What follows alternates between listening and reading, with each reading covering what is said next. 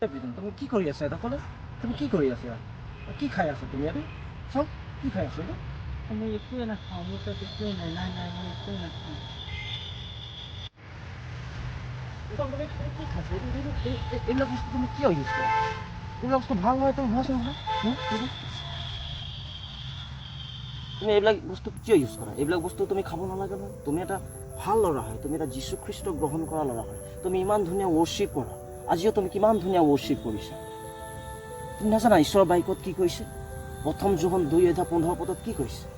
যে তোমালোক জগতৰ অনুৰূপ নহবা বুলি কৈছে জগতৰ বিষয়বোৰক তোমালোক প্ৰেম নকৰিবা বুলি কৈছে এইবিলাক জগতৰ বিষয় এইবিলাক জগতৰ বস্তু এইবিলাক আমাৰ কাৰণে ঈশ্বৰে সৃষ্টি কৰা নাই এইবিলাক শয়তানৰ বস্তু এইবিলাক তুমি ইউজ নকৰিবা তুমি পোহৰৰ সন্তান ঈশ্বৰে তোমাক বহুত প্ৰেম কৰে সেইকাৰণে তোমাক জগতৰ পৰা ঈশ্বৰে ছেপাৰেট কৰিছে তোমাক পোহৰৰ সন্তান বনাইছে দাদা মোক যি কৈছে মই বুজি পাইছোঁ কিন্তু মই এৰিব পৰা নাই মই এডিকশ্যনত ফাঁচি গৈছোঁ আপুনি কিবা এটা মোক চলিউশ্যন দিয়ক দাদা মই এৰিব পাৰিম ৰাতি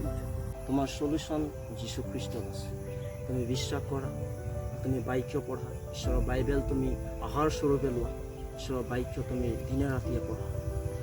আৰু তোমাৰ যীশু খ্ৰীষ্ট এই যি এডিকশ্যন আছে এইটো যীশু খ্ৰীষ্টৰ কাৰণে একদম সহজ কথা এটা সৰু কথা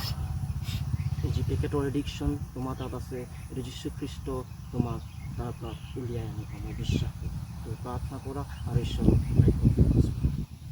আজিৰ পৰা এইবোৰ নকৰিবা তুমি ঈশ্বৰৰ বাক্যত ফ'কাছ কৰা তুমি ৱৰ্শ্বিপ কৰি আছা সেই ৱৰ্শ্বিপত তুমি ফ'কাছ কৰা ঠিক আছে দাদা আজিৰ পৰা মই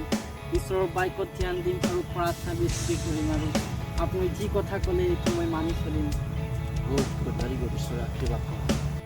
এই বন্ধুসকল তোমালোকৰ লাইফতো যদি এনেকুৱা কিবা এডিকশ্যনত ফচি আছা তেন্তে প্ৰাৰ্থনাত বেছি সময় কটোৱা আৰু ঈশ্বৰৰ বাক্যত বেছি সময় কটোৱা মই বিশ্বাস কৰোঁ যীশু খ্ৰীষ্টই তোমাক মুক্ত কৰিব